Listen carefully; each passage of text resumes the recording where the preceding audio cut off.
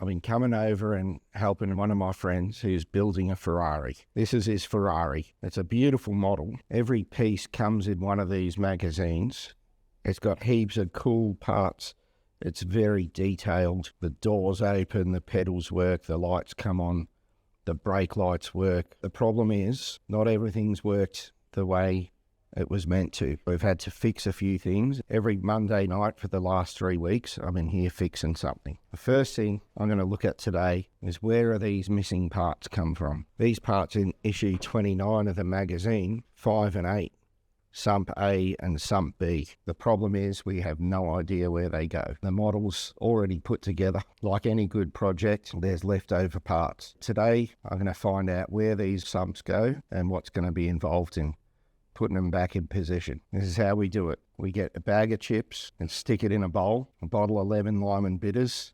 Frank's over here chuckling away. He doesn't want to be seen on camera, so all you're going to see is his hands. My job now is to go through all of these books, there's 100 of them, and find out where those two sumps go. Half the problem is Frank's been putting this car together at 3 o'clock in the morning when he should be sleeping, which is probably why there's so many pieces missing. The other problem I'm going to show you, and we're going to try and fix this evening, is the engine cowl here doesn't close properly. And I don't know about you, but if I just paid $2,000 for a model, I'd want the gaps to be pretty good. So we're going to see if we can fix that. If you look across the top here, there's a couple of hinge pins at the top where the engine cowl lifts up. But when you put the cowl down, you can see the gap there opens up and the hinge pins get strained, and when you come around and look at the back there, you can see the gap there is far too big. That should be sitting neatly up against that surface there. Somewhere the engine cowl is binding on something. That's the other problem we've got to try and address. If you look in through the window there, it's a bit hard to see, but it looks like the engine cowl's binding somewhere in the middle. It's easy for me to see through that window there. I think the engine cowl is binding up on this little brakes here, and over here there's a little duct, air duct or something there, which rubbing up against. These braces have been removed and installed a couple of times, so we're going to take them out again. Being glued that many freaking times is not funny. There's a lot of Loctite in there. We're going to take the other side out now.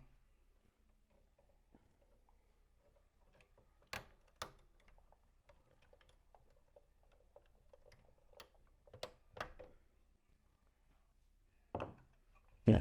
Now that they've been removed, the cowl doesn't fit quite flush still, but at least it's not popping up the top of the hinges here. What we're going to do is lift this up and put a tissue across there.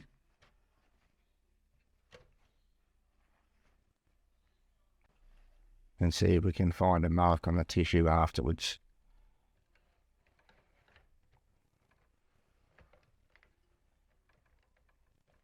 The gap here is perfect, and the gap over here is a little bit off. Almost like there's a bit of a twist in it. Let's open it up.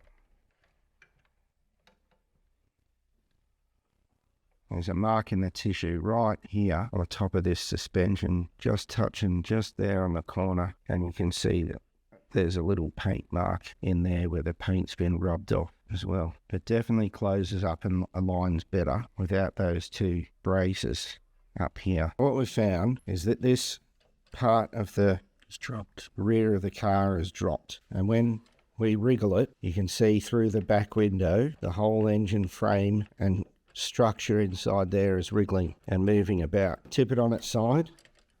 We're going to figure out where it's all wriggling. Loosen all of these, then tighten them back up again. That one wasn't even tight, and the whole thing moves around a lot now. Just kind of what we wanted to see. Where's that screw in it? Which screw? Didn't move in from the shotgun. That's a bit loose. That knuckle at the top's not tight, is it? Where it's screwed in to the arm there, it was loose. Yep, this side's not like that at all. It's rigid. So this could be the issue here. See that? Well, we're going to have to take the top of the shock absorber out.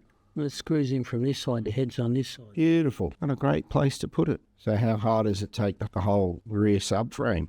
That right. What's this? That's Little tank? Yeah. Is it just sitting there? Yeah. Check this out. That knuckle at the top there is a loose ass. I don't think it's that one. That's not the loose one. That's... No, but you've got to get that out to tighten it, right? Is the screw behind it? Take the shock out in the middle. Yep. And you hold that once. Get it in. Is that loose? We'll put the screw in without the thing. Make sure it goes all the way down. Frank, this is the last time I work on your Ferrari, mate. Let's put it back together. Now that knuckle's tight, I'm going to screw the top of the shock absorber back in and test it. It should be firm.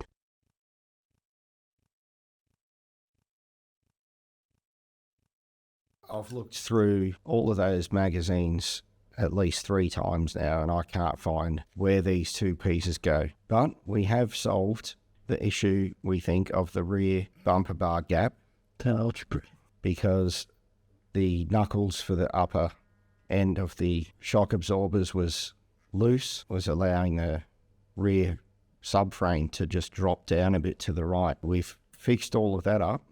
Now we're going to put the subframe back in, and hopefully that's going to fix the alignment of the engine cowl with the rear bumper. Wish me luck. No wish you luck. There is it.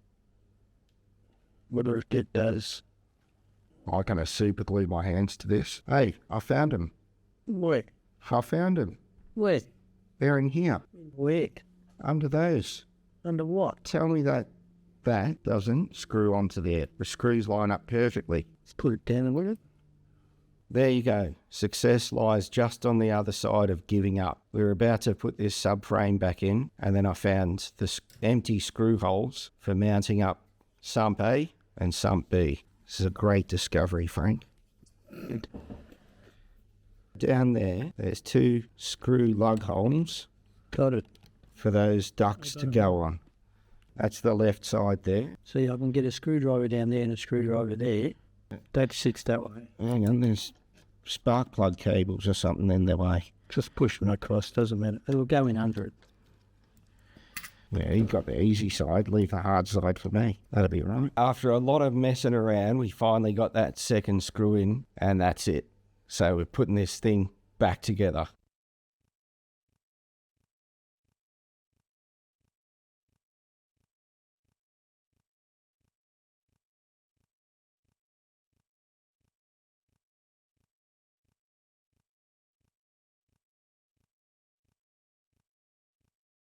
All right, we've been here for about 4 hours, and that gap at the back bumper bar is no better, despite aligning everything in that rear frame. So at least we figured out where those sumps went. As far as getting the lines to match up, it just doesn't shut very well at all. And I'm about to go home and leave him to it because I'm knackered. There's either 2 lessons here.